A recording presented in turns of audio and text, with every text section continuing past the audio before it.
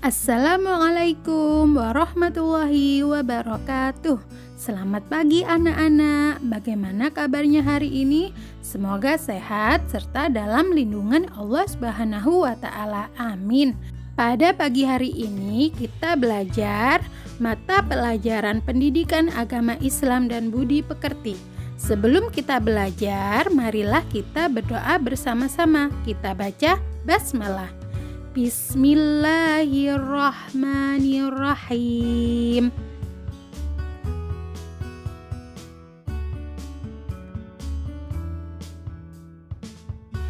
Simak video berikut ini ya. Nabi Ayub adalah keturunan dari Nabi juga ya. Namanya adalah Nabi Ishak bin Ibrahim. Nah, Nabi Ayub ini dikaruniai oleh Allah harta kekayaan yang sangat melimpah. Binatang ternaknya banyak, kemudian ladangnya luas, tetapi hatinya ini tidak terpengaruh karena beliau itu tidak pernah berlaku sombong. Nabi Ayub terkenal sabar dan dermawan. Beliau suka menolong fakir miskin, yatim piatu, dan orang-orang yang membutuhkan. Nah, Nabi Ayub ini pernah mendapatkan ujian dari Allah. Hartanya yang banyak itu hari demi hari berkurang, sehingga beliau pun menjadi jatuh miskin. Tetapi walaupun beliau miskin, ia tidak mengemis, imannya tidak menjadi goyah. Karena ia ingat bahwa ketika lahir ke dunia pun, dia tidak memiliki apa-apa. Harta itu datangnya dari Allah dan kembalinya pun itu akan kepada Allah. Karena kekuatan imannya itu, maka setan itu tidak mampu menggodanya. Kaya ataupun miskin merupakan ujian bagi manusia. Nabi Ayub, baik ketika beliau sedang dalam keadaan kaya raya ataupun ketika miskin, senantiasa taat kepada Allah. Beliau selalu bersyukur. Bahkan ketika ia jatuh miskin, harta yang ada selalu ia sedekahkan. Ia yakin bahwa orang miskin yang bersedekah itu lebih mulia di sisi Allah, dan sebaliknya orang kaya yang kikir atau yang pelit ya adalah yang paling hina di sisi Allah.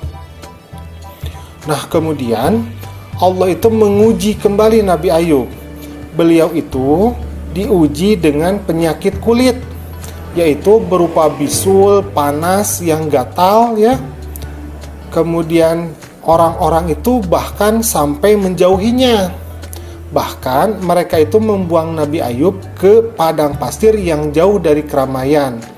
Karena mereka takut bahwa penyakit dari Nabi Ayub itu akan menular kepada mereka.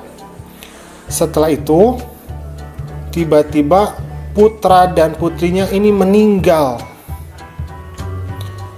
Musibah pun silih berganti, tetapi Nabi Ayub ini tidak lupa beribadah dan tetap memuji Allah Subhanahu wa taala.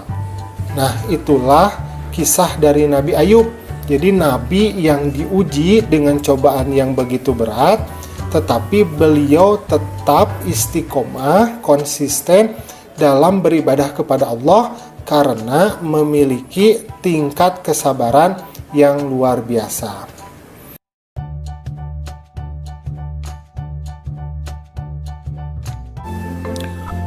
Nabi Musa itu dilahirkan pada masa di zaman Raja Fir'aun di Mesir ya.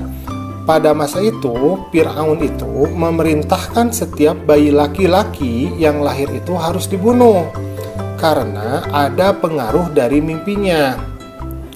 Menurut ahli nujum itu peramal ya, mimpi Raja Fir'aun ini menandakan akan lahir seorang bayi laki-laki dari kalangan Bani Israel yang kelak akan membinasakan kekuasaannya.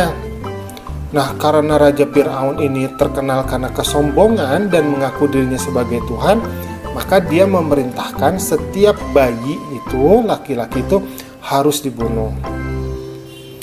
Tetapi Allah Subhanahu wa taala ini melindungi Nabi Musa kecil ya, yang baru dilahirkan. dengan menurunkan suatu ilham kepada ibu Nabi Musa agar anaknya itu dimasukkan, masih bayi ya, ke dalam sebuah peti, kemudian dihanyutkan ke sungai Nil. Nah, bayi Musa ternyata diselamatkan oleh seorang wanita yang bernama Asiyah. Nah, yang uniknya, Asiyah ini ternyata adalah istri dari Fir'aun itu sendiri. Nah, melihat anak yang dibawa oleh Asiyah itu, Fir'aun marah. Akan tetapi, karena bujuk rayu dari Asiyah, Fir'aun ini luluh hatinya. Ia tidak jadi membunuh Nabi Musa yang masih bayi. Suatu ketika, Nabi Musa kecil ini menangis karena kehausan. Asiyah kemudian memerintahkan para pengawalnya untuk mencari ibu yang dapat menyusui bayi itu. Maka berdatanganlah banyak wanita-wanita yang ingin menyusui bayi Musa tersebut. Namun setiap kali ada wanita yang hendak memberinya susu, bayi Nabi Musa ini tidak mau, ia tetap menangis. Sampai akhirnya datanglah seorang wanita. Nah, wanita ini bernama Yukabat. Wanita ini kemudian menggendong dan menyusuinya. Maka seketika itu juga Nabi Musa kecil itu terdiam dan berhenti menangis sampai tertidur nyenyak. Nah, orang-orang tidak mengetahui bahwa ternyata Yukabat ini adalah sebetulnya ibu dari Nabi Musa itu sendiri. Selanjutnya, Asiyah meminta agar Yukabat tinggal di lingkungan istana untuk mengasuh Musa kecil. Maka Yukabat pun bersedia dan dengan senang hati mengasuh anaknya sendiri di lingkungan istana Fir'aun. Ketika Nabi Musa sudah dewasa, Nabi Musa ini diberikan oleh Allah itu suatu mukjizat, yaitu tongkat yang dapat dijadikan ular. Tangan Nabi Musa itu juga dapat mengeluarkan cahaya dan menjadi pelindung baginya dari ketakutan. Nah, kedua mukjizat inilah yang dijadikan Nabi Musa untuk melawan Fir'aun bersama tukang sihir dan para pengawalnya.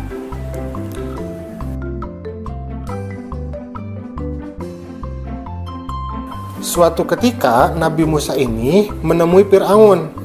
Kedatangan Nabi Musa di Mesir ini membuat Fir'aun marah dan menuduh Nabi Musa sebagai tukang sihir yang hendak mengusir Fir'aun dari negeri itu.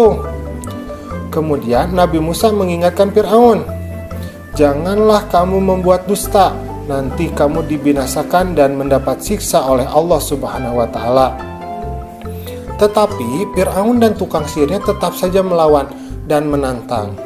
Akhirnya Nabi Musa pun meladeni Fir'aun tersebut dan berkata, "Kalau begitu, kumpulkanlah semua tukang sihirmu, datanglah beramai-ramai, kita berjumpa di suatu tempat."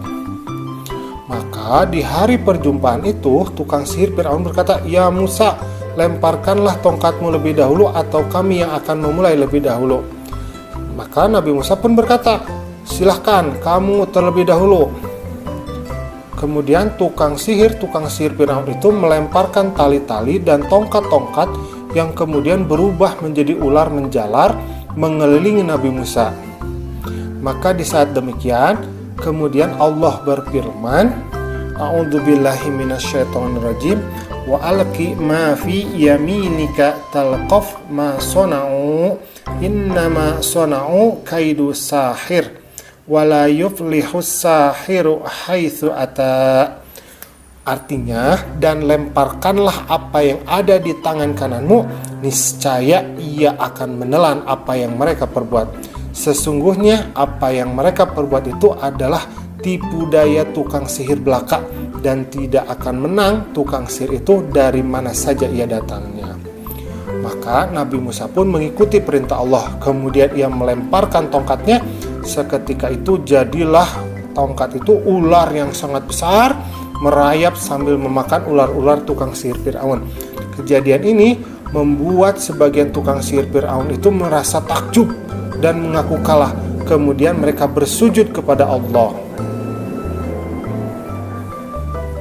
Nah, melihat tukang sihir tersebut telah beriman kepada Nabi Musa, demikian juga istrinya Siti Asiyah, maka Fir'aun bertambah marah dan ganas.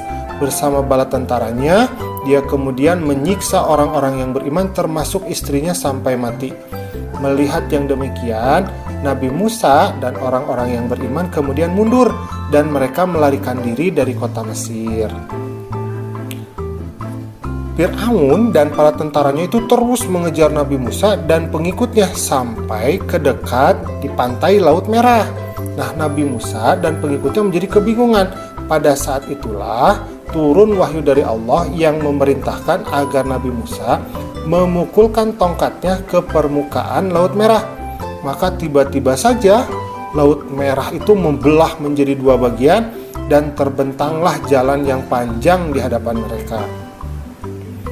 Nabi Musa pun beserta pengikutnya terus berlari mengikuti jalan panjang yang telah terbentang menuju seberang. Nah, di kejauhan terlihat Fir'aun dan bala tentaranya, mereka terus mengejar Nabi Musa. Akhirnya sampailah Nabi Musa itu di seberang dengan selamat. Sementara Fir'aun dan tentaranya itu masih berada di pertengahan jalan. Maka di saat itulah Allah kemudian mengembalikan Laut Merah seperti biasa. Fir'aun dan tentaranya pun kemudian ditelan oleh air laut. Maka demikianlah itu pembalasan dari Allah terhadap orang-orang yang durhaka.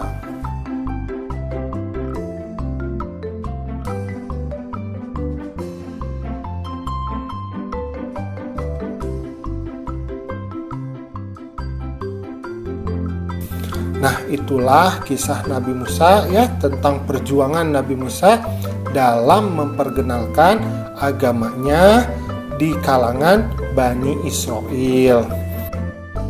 Sudah mengerti anak-anak?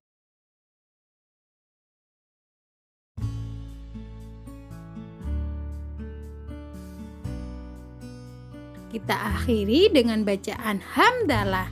Alhamdulillahi Rabbil Alamin. Wassalamualaikum warahmatullahi wabarakatuh.